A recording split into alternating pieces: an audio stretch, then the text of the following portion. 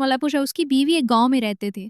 वो बच्चों के साथ सब्र और शुक्र से जिंदगी गुजार रहे थे। गांव के सभी लोग उनकी इज्जत करते थे।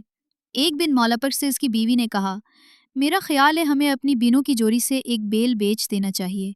हमारे काम काज के लिए एक बेल ही काफ़ी है। वैसे भी हम बूढ़े हो रहे हैं और अब अपना काम नहीं कर सकते। मौला पक्ष ने जवाब दिया, ठीक है, कल मंडी जाकर एक बेल बेच आता हूँ। सुबह सवेरे मौला पक्ष बेल को लेकर मंडी की तरफ रवाना हो गया। रास्ते में उसे एक शख्स मिला जो घोड़े के साथ जा रहा था। घोड़ा बहुत मजबूत और चाक चौबंद और अच्छी नस्ल से लग रहा था। वो शख्स मौला पक्ष को देख कर रुक गया। उसने पूछा, भाई, इतनी सुबह किधर की तैयारी है? मौला पक्ष ने बताया कि वो बेल बेचने मंडी जा रहा है। मौला पक्ष का बेल बहुत खूबसूरत था। अजनबी उसकी तरफ प्यार भरी नज़रों से देख कर बोला, उसे क्यों बेचते हो? क्यों ना हम दोनों अपने जानवरों का तबादला कर लें?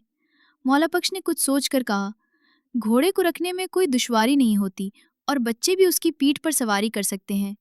ठीक है, तुम मुझे अपना घोड़ा दे दो और मेरा बेल ले लो। फिर वो घोड़े की पीठ पर सवार हुआ और गांव की तरफ चल पड़ा। लेकिन कुछ फासला तय करने के बाद उसे मालूम हुआ कि घोड़ा तो अंधा है। वो वापस मंडी की तरफ चला। रास्ते में उसे एक और शख्स मिला जो एक भैंस को लेकर जा रहा था। भैंस बड़ी मोटी ताज़ी थी। लगता था उसके मंडी में खूब दाम लगेंगे। उस शख्स ने मौला पक्ष से पूछा, भाई, किधर जा रहे हो? मौला पक्ष ने उसे बताया, मैं अपना बेल बेचने मंडी जा रहा था, लेकिन रास्ते में मैंने इसका तबादला एक घोड़े से किया है जो अंधा है।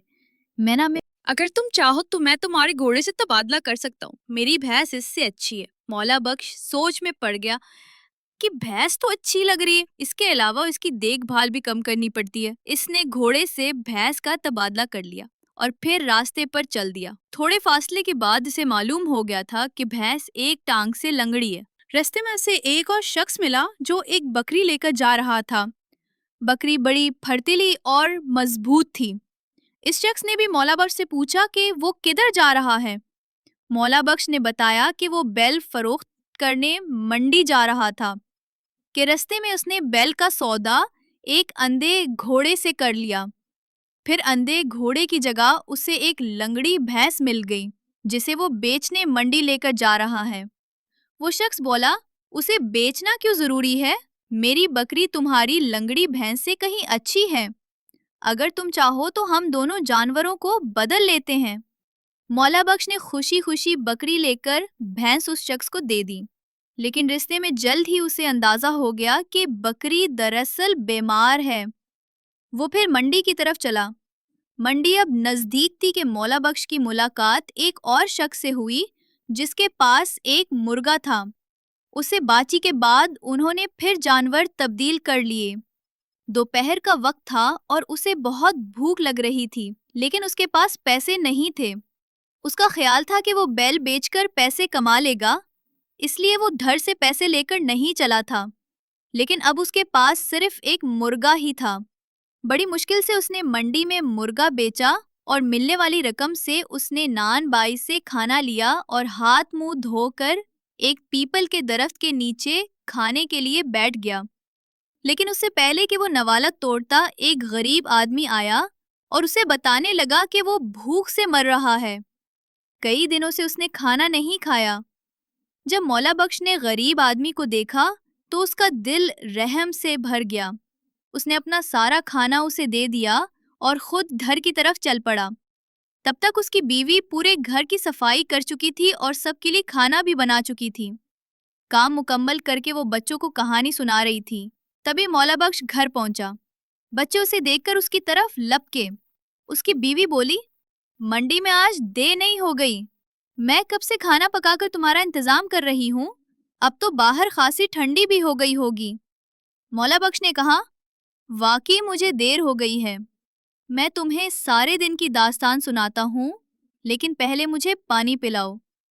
पानी पीने के बाद मौला बख्श ने बताया, मैंने बैल नहीं बेचा बल्कि उसका तबादला एक घोड़े से कर लिया था। ये सुनकर उसकी बीवी खुशी से बोली, चलो अच्छा हुआ, बच्चे उस पर सवारी करेंगे। बैल किस काम का था? जाओ बच्चों, बाहर जाकर घोड़े को बांधो। मौला बख्श ने कहा, ठहरो ठहरो, मैं घोड़ा नहीं लाया, मैंने उसका सौदा एक भैंस से कर लिया था। اس کی بیوی خوش ہوئی، یہ تو اور بھی اچھا ہوا، بھینس گھوڑے سے زیادہ ضروری تھی، بچوں کو اب ڈھیر سارا دودھ پینے کو ملے گا، جاؤ بچوں بھینس کو پچھواڑے میں باندھ آؤ۔ مولا بخش پھر چلایا، سنو مجھے بھینس ہی لانی تھی لیکن میں نے اس کا سودا بکری سے کر لیا تھا۔ بیوی بولی، یہ تو اور بھی اچھا ہوا، بکری کے دودھ میں سنا ہے، بیماریوں کے لیے شفا ہوتی ہے، جاؤ بیٹا بکری سنبھالو۔ مولا بخش جلدی سے بولا، لیکن سنو تو میں نے بکری کا تبادلہ مرغے سے کر لیا تھا۔ بیوی پھر خوشی سے بولی، یہ بھی برا نہیں ہے، مرغے کی اذان سے ہم صبح سویرے اٹھا کریں گے، بچوں مرغ کو ڈبے میں بند کر دو۔ مولا بخش بولا، اچھی بیوی، میرے پاس واقعی مرغا تھا لیکن مجھے بہت بھوک لگی تھی، میں نے مرغے کو بیچ کر کھانا خرید لیا تھا۔ بیوی جھٹ سے بولی، بہت اچھا کیا، وہ بالکل پریشان نہیں تھی، پوچھنے لگی، تم نے کھانا ٹھیک سے کھا لیا تھا؟ مرغا ضروری نہیں تھا، تمہاری صحت زیادہ ضروری ہے، مولا بخش نے کہا، لیکن آگے تو سنو کیا ہوا، میں نے تمام کھانا ایک بھوکے فقیر کو دے دیا۔ بیوی بولی، اور تم خود بھوکے رہے، لیکن کوئی بات نہیں، کسی فقیر کو کھانے سے منع نہیں کرنا چاہیے، اب اٹھو ہاتھ دھو لو اور کھانا کھا لو، سب تمہارا انتظار کر رہے ہیں۔ سب نے مل کر کھانا کھایا اور سو گئے۔ اگلی صبح مولا بخش اٹھا اور اس نے گھر کا دروازہ کھولا تو وہ یہ دیکھ کر حیران رہ گیا، اس کے گھر کے باہر ایک بیل تھا جو بوڑھا نہیں تھا، ایک گھوڑا کھڑا تھا جو اندھا نہیں تھا، ایک بھینس تھی جو لنگڑی نہیں تھی، ایک بکری تھی اور ایک مرغا تھا جو بیمار نہیں تھا، ساتھ ایک کاغذ پر کچھ لکھا ہوا تھا۔ دونوں میاں بیوی اسے پڑھنے لگے۔ لکھا تھا، وہ تمہارے ملک کا بادشاہ تھا جو فقیر کے بھیس میں تمہیں ملا، اور وہ سب کارندے بھی میرے بھیجے ہوئے تھے، تمہاری نیک نیت کی وجہ سے اللہ کے حکم سے میرے ذریعے تمہیں انعام دیا گیا ہے، قبول کرو۔